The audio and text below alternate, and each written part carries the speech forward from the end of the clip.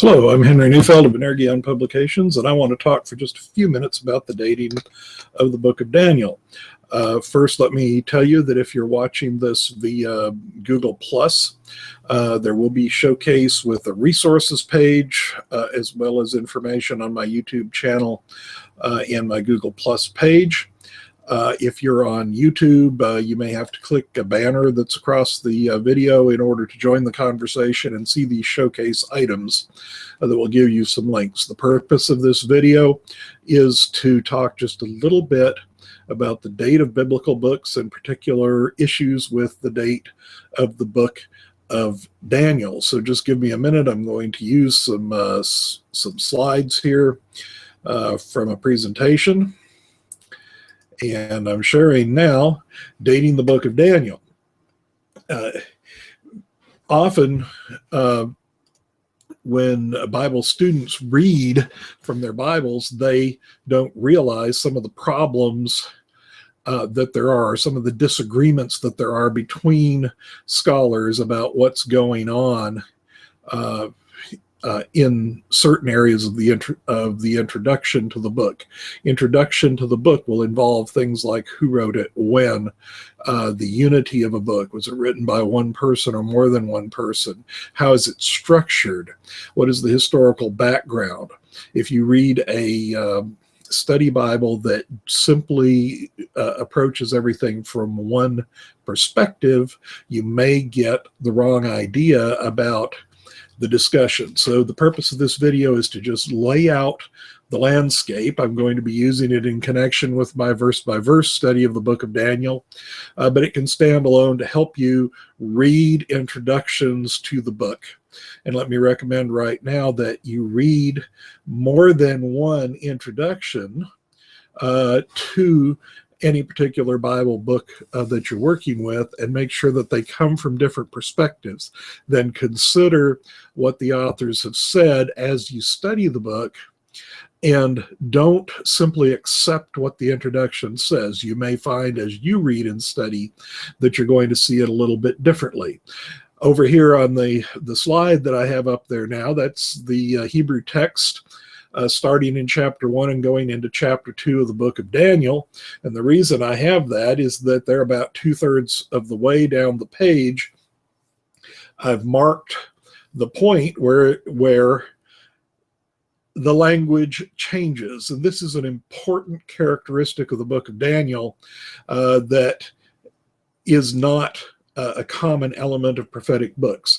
Here's where it starts, that people address the king, and it says Aramith in Aramaic. That's what you're going to see, 3 Hebrew lines from the bottom if you skip those little note sections. They're addressing the king in Aramaic. Now at the end of the verse, which you see on the next line, that's the end of their addressing the king. The king is then answering them, responding to them, and giving them orders. We continue in Aramaic. Not only do we do it there, but we continue all the way through chapter 7. So this is one of the most unusual features of the book of Daniel, is that it's written in 2 languages. It's Aramaic and Hebrew. Daniel 1:1 through 2:4a are written in Hebrew and introduce the story. They introduce us to Daniel, and then chapter 2 is the first place where we see Daniel in action, dealing with the king's dream. 2:4b through Daniel 7:28 is in Aramaic, at which point we switch back to Hebrew.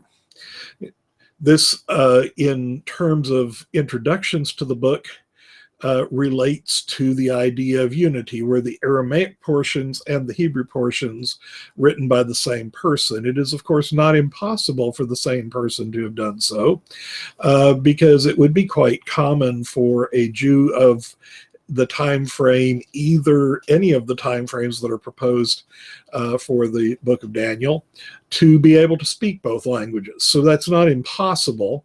However, it does tend to suggest, and the nature of the material tends to suggest, that somebody took some stories about Daniel and added additional material to it.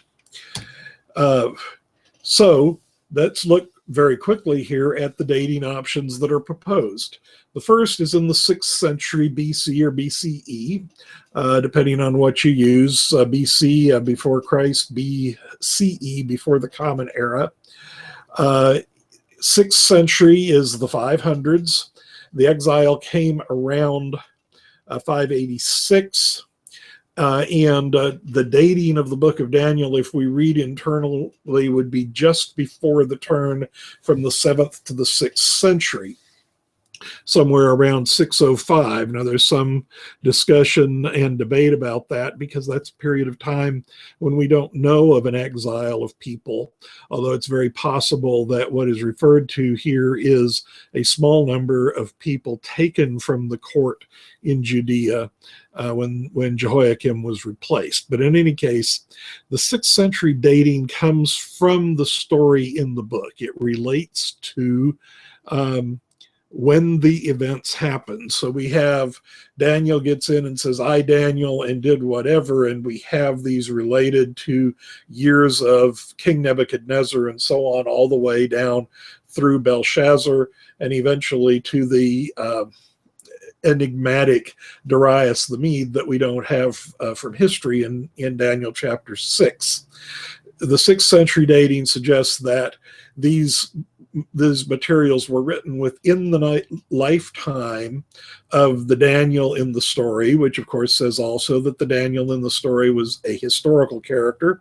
This is not a work then of fiction, but historical character who wrote his own story within his lifetime. So that would place it within the 6th century, within the 500s. And that gives us that traditional dating. Of course, it is not absolutely necessary that the book be written by the person portrayed, even when you use first person, especially if you include the possibility that some of the material was collected over time as stories were told and then was brought together in the book. So the dating could be much later, even if somebody considers that Daniel of the story is a historical character. Okay, now there's the alternative dating, and this comes from several characteristics of the text, including material, especially in chapters 10 and 11, that clearly deals with historical material between 400 and into the 3rd and early 2nd century BC. And the way most interpreters read it has events culminating in the time of the Maccabees, which would be in the first half of the 2nd century. This suggests that the book was written largely portraying prophecy, but really writing about history, and is dealing with that moment in the 2nd century. The majority of modern scholarship, a very, very strong majority, and even some evangelical scholars consider the 2nd century dating to be the most probable. So those who hold a 6th century dating, while more traditional, are going against a fairly strong weight of modern scholarship. One of the issues here is going to be predictive prophecy. If you do not believe in predictive prophecy, you cannot hold that the book occurred in the 6th century, because in that case it would predict some fairly detailed events that occurred after the 6th century.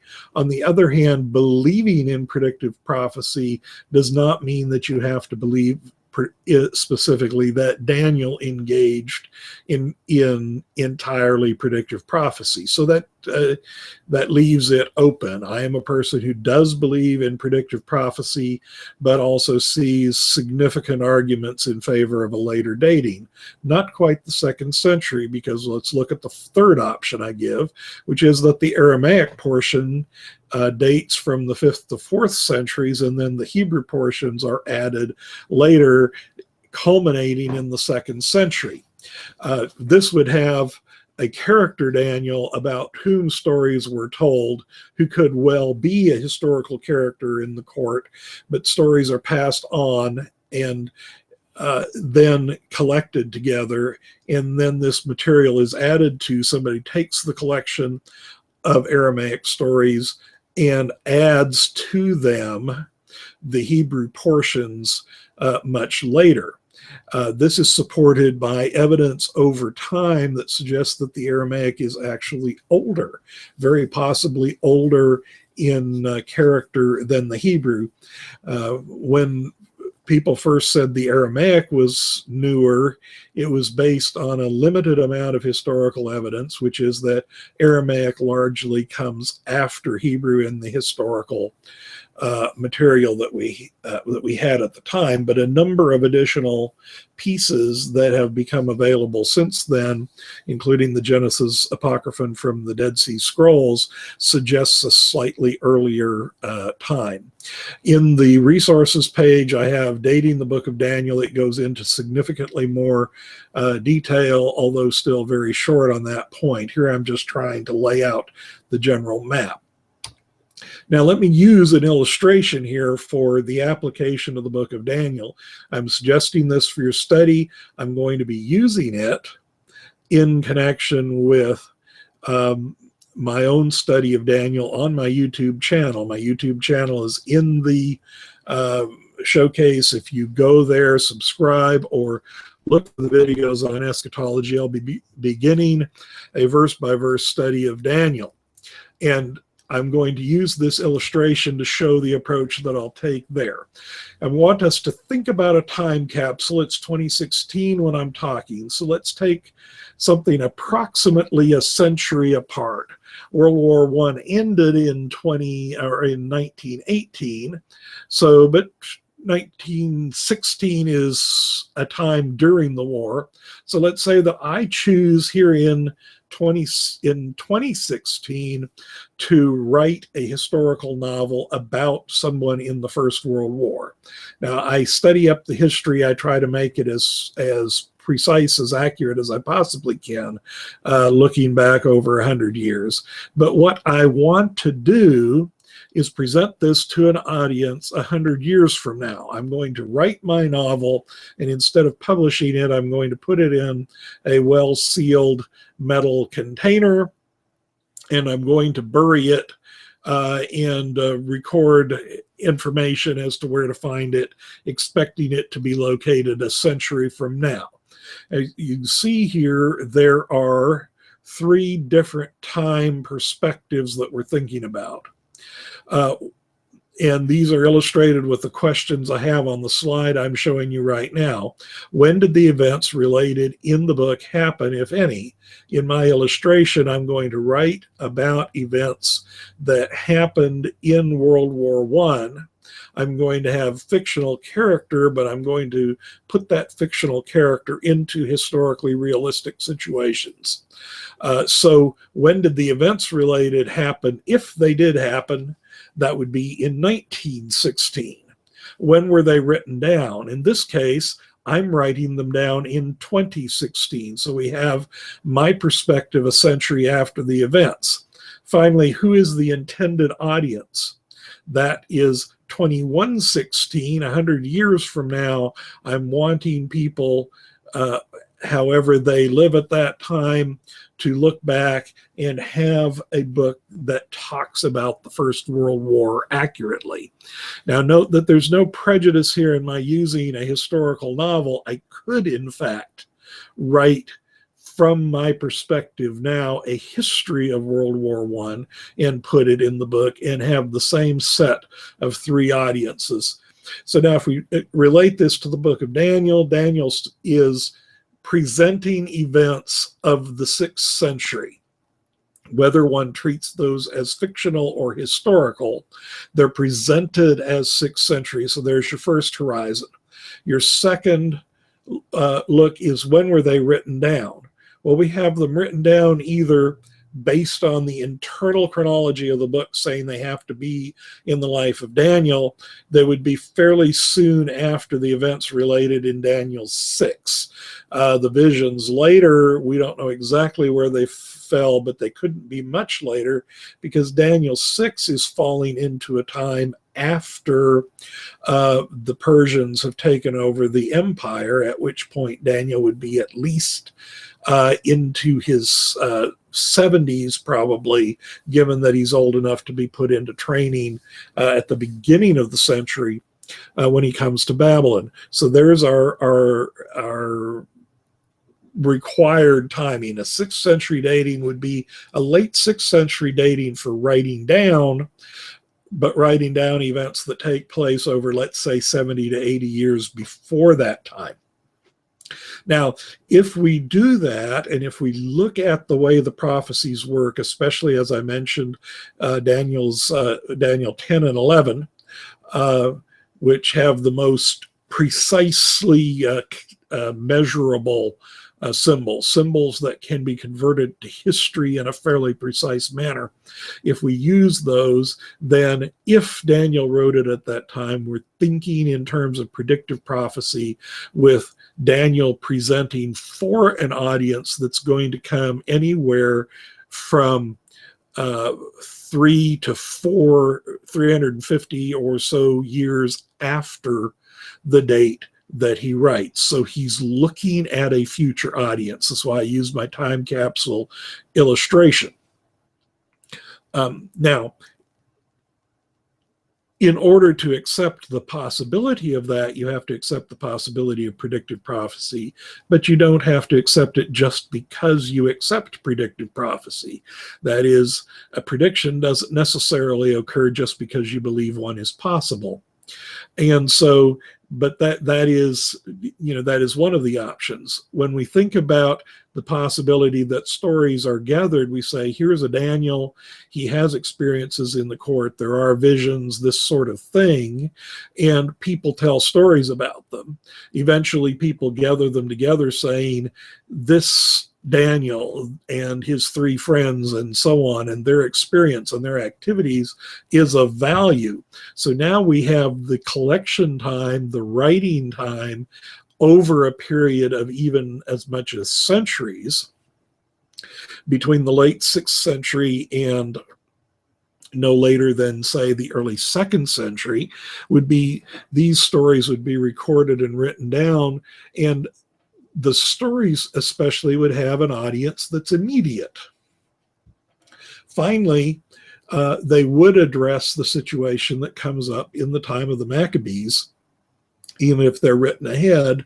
And if as one theory proposes, the Hebrew chapters 1 through 2-4a and chapters 8 through 12 are added in the 2nd century, then that writing is written looking back and addressing an audience that's immediate. Now, what I'm going to do as I study is I'm going to look at the stories and the visions and say, what is the lesson that would be drawn by each of these possible audiences? So instead of saying I'm going to settle the date and use that as a guide to interpretation, I'm going to look at all of these options. What does this teach us if? And I believe that we'll find that in many cases that Daniel is going to teach us much the same thing, no matter when we decide that it was written. So I hope this gives you an idea. If you go to the resources, to my webpage or my blog post on dating the book of Daniel from some years ago, and some of the references that I have there, you'll find information that more details. But what I've done here, I hope, is give a roadmap. How do you look at it, and why is this information important? Thank you for listening. Think about joining me 7 p.m. each Thursday night Central Time on the YouTube channel that, again, is linked in our showcase. So consider the option of joining me for that, asking questions, and making comments. I'll have the Q&A app active. I normally do if it's working, and your questions and comments will be welcome as I do that. Again, thanks for listening, and may God continue to bless your study.